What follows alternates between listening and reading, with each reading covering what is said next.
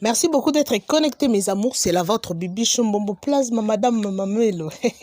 Est-ce que ça va chez vous? Si ça ne va pas, ça va aller par la grâce de Dieu. Si c'est votre première fois d'entrer dans ma chaîne, beaucoup de s'abonner et puis vous cliquez la cloche en notification. Bon, l'andabiso jusqu'à la fin pour comprendre. Merci beaucoup à tous. Partout besoin na quatre coins du monde, mes condoléances à ceux qui pleurent. Yango anytime na bimission na banda toujours copier ça mes condoléances na batu bazo au bazo là parce que chaque jour il y a des gens au bazo kufa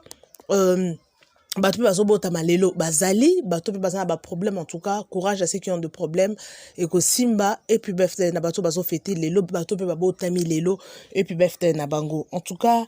sans plus tarder mes amours si c'est votre première fois Kota au s'abonner ou cliquer na cloche à notification, ça nous fera du bien. Et ça sera juste pour nous aider biso,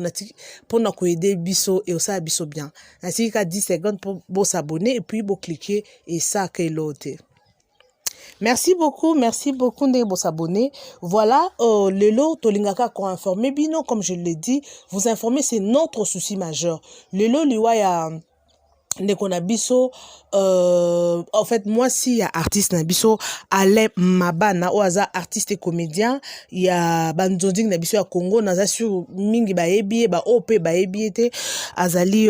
artiste comédien, a joué à ba groupe Belé, ba joué à ba Sila, na ba Belleville et tout. Moi, si naye, a outi Koti Kabiso. En tout cas, bolanda jusqu'à la fin, n'a pas une vraie version.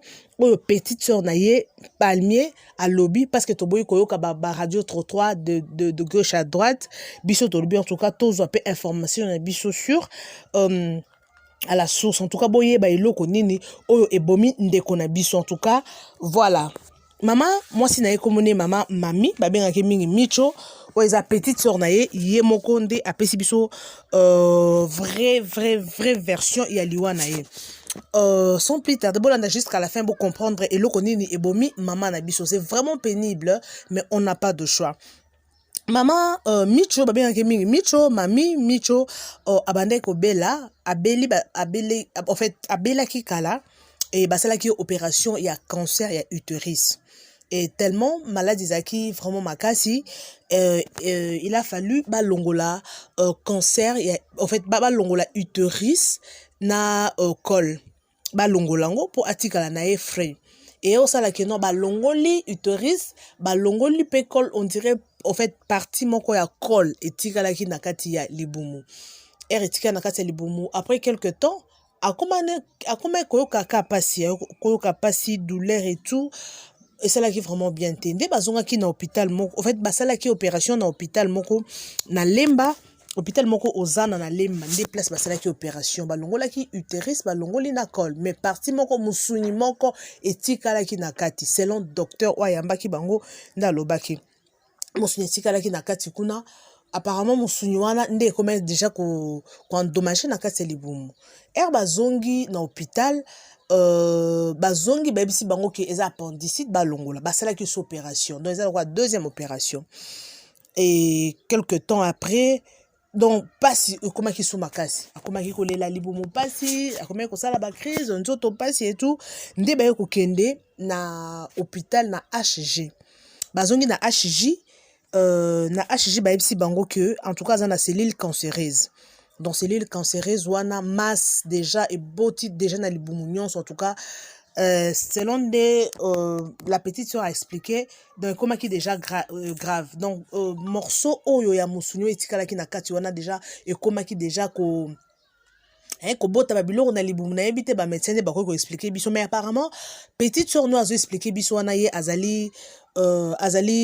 déjà à cause infirmière donc déjà corps médical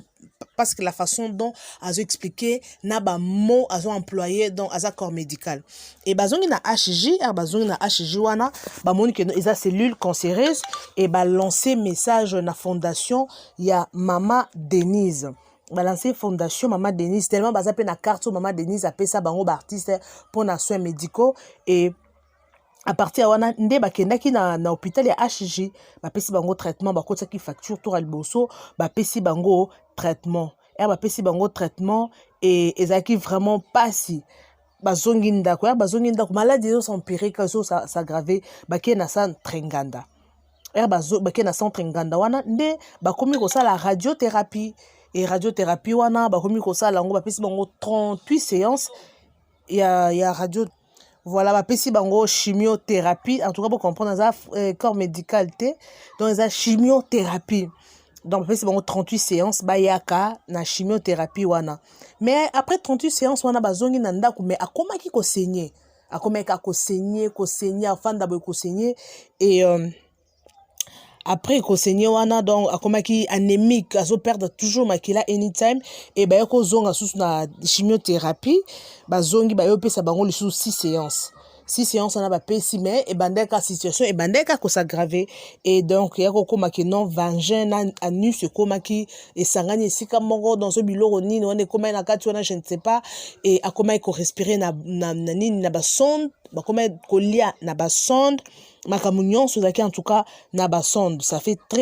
très mal koyoka vraiment en tout cas vraiment elle a souffert plutôt elle a vraiment souffert donc herba zongi na ndako ba médecin ba bise bon bazonga na ndako herba zongi na ndako donc situation est s'aggraver aliaka lisusu te akomaka ko sala ba crise en tout cas c'était vraiment pénible ko saigner ko sala ba crise nde ba ko zonga na centre nganda bon mona façon de batambo na hôpital aux achats 4 fois bazongi hôpital bake na Ngalema plutôt bake na Ngalema basali test ba moni que nous na 4% ya makila tellement comment ko saigner ebelé et ça l'a vraiment passé et na Ngalema en tout cas ba bengana ki bango babisi bango ka oyo to ko traiter ngote ba bengi papa Alain ba bisi en tout cas moi si na waza na état moko bien te yé pas le bien en tout cas nazonga na ndaku boy na état onga nazali en tout cas botika na zonga boy na kufa kaka boy et je ne sais pas intervention et ça la maki apparemment ba pesi bango 5 jours ba pesi bango 5 jours na Ngalema wana na Ngalema après ba pesi bango 5 jours mais bandaki koloba moi kolia muke dans zaki moi pasi tala kaka ezaka ba $7,000 ezo bima ba $12,000 ba $2,500 na ba HG wana pona kotobola kaka kokotsa ka singa son $2,500 opération bo $8,000 $7,000 donc tout ça ezaki fondation ya maman Denise et puis elle ya bato ya libanda bato ya poto pe basunga ki en tout cas ebele donc maladie ne consomma ki mo makasi en tout cas ezaki maladie moko grave mais paix à son âme malheureusement akufi bazongi na HJ Ngalema babimaki baye kozonga sous na HJ basengi bango en tout cas ba assuraki bango que non en tout cas solution ya mince pardon cancéreuse auto cause lango solution et ba kotsa ki facture sali $12,250 et la sœur Palmier akenaki a koti facture et akosala que et simbakite a koti comment na inera lelo pour nous amukuse parce que explication za ki moulai mais pour nous amukuse na inera lelo isimbaki lisusu te notre sœur Mamicho Atikibiso ya mami Atikibiso en tout cas témoignage na ye eza ebele makasi ya bien makasi plutôt bato ebele balobi ke nazaki mwasi moko malamu atiki bana et papa Alain binomo bomoni la façon dont azosala ba démarche pour na kokunda mwasi na ye en tout cas la mère de ses enfants bakolisi bana et ça la moi passé na ebite ba médecin na biso ya Congo bazara ndenge nini na ebite basala ba matos ba matériel nini na ebite comment yo rosa moto opération obosana soki musuni na kati na ebite asala ki yango nanko eza par erreur basala ba opération na bazara na ba kwiti to basala ngo ndenge nini loko opération zo fongola moto libongo c'est entre la vie et la mort. Si vous avez une opération, vous avez une kati. Na ebite, ce sont biloko mo eza démoniaque, eza lo moko je ne sais pas, eza normal. Bon, pour eza normal te. Comment vous avez une opération, vous avez une biloko na kati. Et on médecin, il faut pas kange nan. Ba ko kanga non ba genre ba médecin boité. Si vous musunyo na botsa ki na kati wana, yango de créer sous problème. Peut-être sous ba longola ki ba utérus wana biloko yon so libumu wana ba longola ki peut-être alinga ki azala encore na vie moulai alinga kaza encore na longue vie mais siko ba longoli ole ba longola nyons bazi ba bosane so musuli na kati siko yango nde komaki déjà ko endommager na kati komaki déjà ko baby ça komaki ko saigner donc na kati na ebité soki epolaki soki esalaki ba biloko nini parce que ko matina ba niveau muto ko mako saigner donc na kati déjà ezaki déjà mabe na kati en tout cas il a vraiment souffert nzamba likolo asunga famille na ye bon peut-être tokoloba nini nzambe ye moko a préféré que non akende na ye kopema parce que a souffert plutôt. Parce que comme on a batamboli na hôpital ebele bake ba centre nganda bake na ba HJ bake na bangaliema donc batamboli ba hôpital ebele batamboli hôpital ebele et heureusement la fondation Mama Denise azalaki wana pesaki vraiment soutien na ye en tout cas famille et remercier la fondation Mama Denise à soutenir ye vraiment jusqu'à la fin. Malheureusement Nzamba permettre que non azal invité en tout cas vraiment bato bo ke na hôpital. Bon, il faut que vous be careful. Et puis, les médecins, ils soigner les médecins na biso ya Congo. Bon, tu as rappelé, mamini bozo sala. Dégué sala mon hôpital. Et on a encore sérieusement babi hôpital. Il faut ba kanga pour bazo kufa, bazo sala hémorragie, hémorragie. Bazo sala ngo pour na nini docteur peut-être aboti 6 mois si bien la sœur a otaï ko kufa awa. La chroniqueuse plutôt Angelica. Akufa ki awa pona ni hôpital na hebite soki ba soigner ki bien te asa ki hémorragie médecine liwa tala ne bakabwe ba docteur pepe ba so boma pe ba to belé et comme na ko bango ko kendo hôpital ngo ba o repesa yo kisi mususu le roi petite sœur na ngai azalaki enceinte akenda ki hôpital et ole ba pesa kisi ba ki repesa kisi wana basi azemba melaraté. Ozo comprend tala ba biloko a bon na ebite bazaka na kwiti ba yebaka makambu te po ba boko bomisa batu mususu boye otalika mutu boye opesi noka kisi par hasard parce que ba médecin soko osali ba jeune vie ya mutu okoboma mutu na seconde eza batu misupe na bopito na bakufa ka pe belé eza pe faute ba médecin au mona akufa ki peut-être achuba ki tonga moko boye il fallait pas apesa ki kisi moko il fallait pas mais au mona boye mutu akufi bomona ka akufi or ba médecin pe ba zape na 30% ya ko boma ba pe na ba hôpitaux siko ta lelo ko siko peut-être ce qui abosa na maswana te maybe notre sœur alinga zane en vie malgré balinga ba longola ye maswana po mas comme déjà ko bota po na nini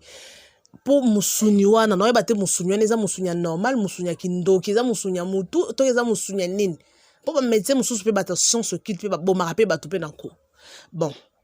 Ezango liwa, donc ça fait très mal. Famille Hero Baza vraiment choqué, Baza vraiment énormément choqué pour na liwa yande kona bango. Yemorope papa Alain Mabana, il est vraiment choqué, mais Nzambe ape saka courage parce que vie ezaka bongo. Donc batumsusu babotemi lelo, miso bakofi lelo. Donc courage kaka. Donc il faut pleurer avec ceux qui pleurent, se réjouir avec ceux qui se réjouissent. Biso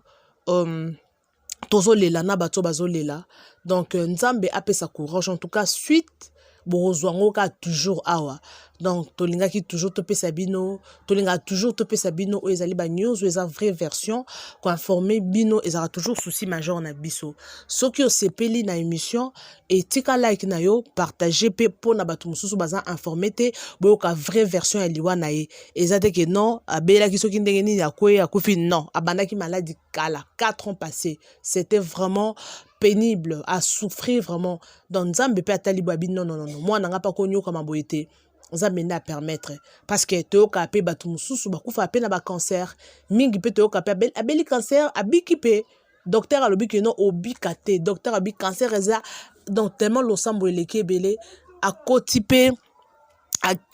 l'hôpital wana abimi pe cancer elimwe.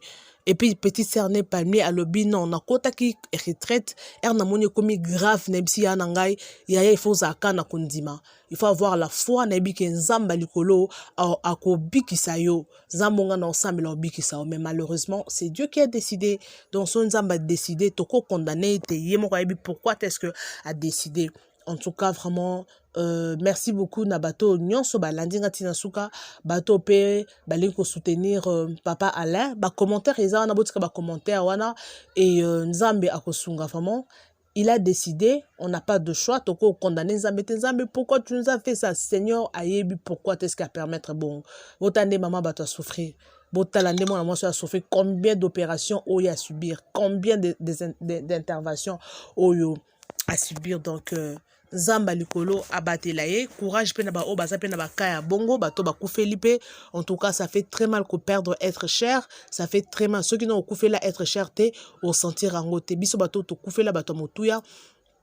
to yebi passion de salaka Donc, courage à la famille. Et puis, oignon, la base n'a pas problème. J'aime toujours vous encourager. Nebi Keko Simba. Donc, so Simbi Kate, c'est que ça mémoire permettre Simba. Mais je sais, avec Dieu, nous avons l'espoir. Merci beaucoup. Et